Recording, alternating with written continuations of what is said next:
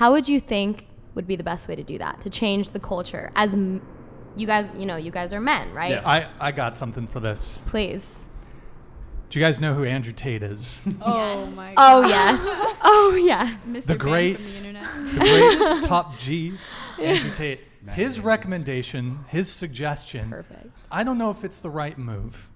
He said, the way to fix all the world's problems, his words, not mine, is put a woman's body count on her forehead, and that'll fix everything. Thank you so much. That was so helpful. That was so helpful. It actually would. So, I'm going to open it up to you guys. Do you think that would fix a lot of problems? I would like to comment on this with guys too, because there's a lot of guys that will have their hoe phase too. I think just because someone had a hoe phase in college doesn't mean that they aren't worth loving when they're in that period later in life. And I think Andrew Tate is referring to people in college and younger people when looking for people to hook up with or people to get in a relationship with. But if you take his claim towards just all women in general, everyone has those periods in their life, Not everyone. Happens. Not everyone. You're correct. Like, I should not generalize, but a lot of people have those times in their life, and I don't think men or women should be judged for that. So I don't know. It depends on the person too. Like, if you're not okay with it, then you're not meant to like talk to that person, and then you find someone that matches your ideals a little bit more. Yeah. And even like before I have you guys come in, I just want to go around the panel on that. So, do you think that would solve all the world's problems if we put the body count on the not my word, that's Andrew Tate's suggestion. You guys know he got banned, so maybe he's wrong. He could be wrong. He got canceled. Everything. So thoughts on that? Go ahead. Yeah, I think that's completely superficial and not important when you're talking to people. I think that body count's a social construct in general. I don't think it's productive. Body count's a social construct. Yeah, I think that people put a lot of social importance on it, and when it's to me, and I think to a lot of other people, it's not important. Like, it doesn't matter. I agree with her. We had a conversation like this when we were driving to a concert. And I agree. I think that like body count, it's interesting how it refers to like how many people you've had sex with, not like how many times you've had sex. Why is that? Because like, I don't know. One body is one body, right? Yeah, I mean, like someone could have sex like 7 times and with like 7 different people and their body count would be 7, whereas like someone could have sex like 100 times with like one person, and like in societal eyes it still deems them like less respectable. Well, let me ask you a question. Ahead, let me ask you a question. Let's say you have 2 people, right? Both of them have had sex 1,000 times. One of those people has had sex 1,000 times with one person. The other person has had sex 1,000 times with 300 total different people.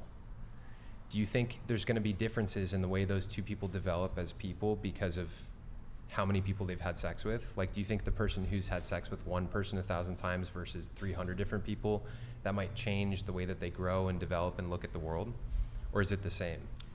I think it depends on like a lot of different things. Like, I don't know, like it depends a lot on like your like relationship status, like what's your relationship like, and like also like what the person wants to do and like the context with it. But yeah, I don't think that like it's something that people should be like judged for. Like, well, we're not talking about judgment here. Like, so the reason why I asked you that question is because I think if somebody's had sex with 300 different people, the way that they approach relationships, the way that they approach trusting other people, their ability to bond with other people, I think is going to be like severely affected. Versus if you've only ever had sex with one person, like if you've only ever had sex with one person and they've been faithful to you their whole life, like you're probably going to have a very solid relationship with them. But if you've been with 300 different people, you're probably going to have a lot of baggage, probably a lot of emotional trauma, potentially. You might not look at sex as like a very intimate thing, like it, I don't know, it just like loses its like sacredness to me, I think it would really change a person a lot. yeah. I want to open it back up to the question I was previously asking, if you want to. Yeah. So. Or do you want to respond to Oh, Chase no, first? that's okay. That's okay. 'Cause I think it's a good point. Yeah, I have nothing to say. Okay, go ahead.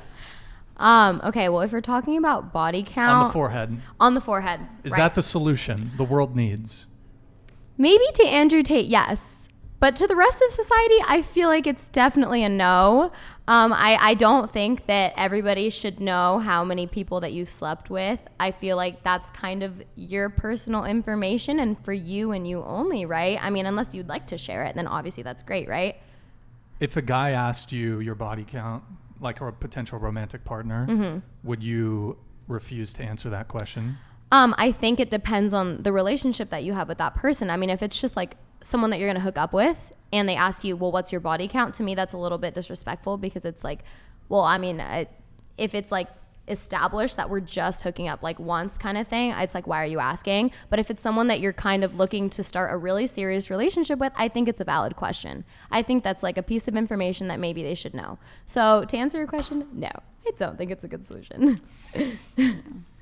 I would definitely agree with that. I don't think it's the best solution. I think what it ended up doing is it'd lead people to kind of like be judged before you actually get to know them. Like I definitely came to UCSB with like, for example, a perception of, let's say, frat guys. Like all they want to go and do is like hook up with people. They don't really want a genuine relationship. They're not like genuine or down to earth. And it actually wasn't until like recently that I found out like, oh, that's actually not true. And because I came in with like that initial perception, it definitely affected of how I treated other people or how I, perceived different people and how I acted with them. So I think that really if you go and get to know a person without kind of just like initially judging them, especially based off of the body count, it can maybe help you form like maybe a relationship that's a little bit deeper. Obviously, like eventually like it would be good to know, but it does depend on like what you are looking for in a person. If you are looking for a relationship, then I think it's a very like, a question that obviously can go and come up. But like for the initially just knowing like right there on your forehead, I think it would just end up causing like a lot of prejudice. Yeah. I don't think it's the solution. I don't think it would solve all the world's problems. I personally think I think communication is the solution. But if someone asked me, I disagree with what she said over there. If someone asked me what my body count is, I would tell them. I mean, if they react poorly to it, then I'm not going to hook up with them. I feel like that's a huge red flag, but I don't think it's anything to be ashamed of. I mean, I've done what I've done, and there's no point in like trying to hide that or pretend that it is something bad. I think it'd be beneficial. I think that if people were to say if they're just looking for somebody to hook up with and they're like, oh, like you and me, we're the same, or if people were looking for somebody that's a little bit more stable and something more serious, they could like immediately tell that, and it would save a lot of time. But like I have a question. Can I follow up on that? Of course. So you went and said if you're looking to hook up. So like I think maybe like, the body count versus someone who's looking to hook up is different. Because for example, you were saying, Chase, that you were a different person freshman year. Mm-hmm. So maybe your body count's like really high, but now you're a different person. So if you just went and had like that number on your forehead, they're going to perceive you or judge you based off of your past actions and not based off your actions today. So maybe that's like, obviously it would be really simple. It's kind of like if every girl and guy like got introduced and a guy knew, oh, she's into me because she said, oh, I'm into you. Why don't we like start that instead of maybe playing them? Obviously that would be really helpful for everyone. So is that kind of what you mean? Maybe the body count, or kind of like going and talking to them and saying, hey, are you just in it to hook up? Or do you actually maybe want to start something a little bit more serious? I mean, part of it is like atonement.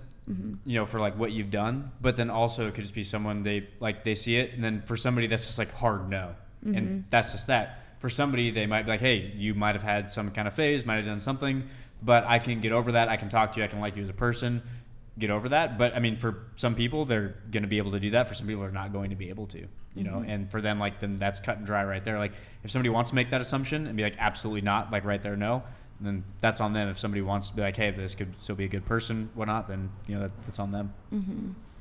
Yeah, so before I answer that question, Brian, can I ask you to flesh out why Andrew Tate thinks that putting body counts on people's foreheads would solve all the world's problems? You know what? I don't recall precisely his reasoning. I just remember the quip that he made. So I know, and I don't want to misspeak for him. So, well, I vaguely recall hearing a clip where he was talking about this, and basically it came down to the more people that you have sex with in your lifetime, like we talked about in the last episode that we did, you know, there's... By the way, can I just ask you, do you think we should, because we've talked about body count so much, do you think we should try to cover tonight? Do you think we should try to cover some other topics, or... Yeah, I think that's a good idea. Not stay on it too long. I think we fixated on it for a while last time, and I think there's a lot of other topics that we can cover. So we'll touch it on it a bit, but then we'll try to move on. Yeah. So from what I understand, Andrew Tate's perspective for like why he said that. I personally, when I'm thinking about like the kind of woman that I want to marry, like how many men she's slept with matters to me, because they've done studies, and the more people that a person has sex with in their lifetime, it significantly increases their chances of getting divorced. Oxytocin. What'd you say? Oxytocin, like I was saying before, the amount of oxytocin they release. Yeah, I think it desensitizes you to, like, if you've slept with like 100 people, when you're releasing that bonding hormone, if you've released it with 100 people, I think it's going to like significantly desensitize your ability to connect with like another person in that deep, intimate way. And I think that's important. Like, I personally believe that God created our bodies to release that hormone so that we can deeply connect with another person and like really have like a close connection with them. And I think when people sleep with a lot of people long term, you kind of lose some of that. And divorce rates have increased in the past few decades. Here in California, it's like 50%. I really care about like people having healthy marriages. Like, I really want to have one. My parents did not have one. It sucked. And I think that like a lot of the world's problems come from the fact that, you know, they have broken families. And when it comes to putting body counts on people's foreheads, like, let me ask you guys this, like, as women, would you feel judged if your body counts were on your foreheads? Yes. Yeah. Okay. Do you think it might entice you to sleep with less men if that was the situation? Yes. I don't think that's a fair question at all. Why? Oh. Why not? I said yes. Well, I just think that it, like, when you're talking about body count, especially because most of us said that is not the way. The two men at the table seemed to agree with that statement. I think that body counts disproportionately have a negative effect on women than they do men. For and sure. they also For have sure. a negative Definitely. effect on men in the sense that men feel pressured to have higher body counts, women feel pressured to have lower body counts. And I just think that that's like, I don't know. It's just, it's not. You're right. It is an unfair question because there's a double standard there.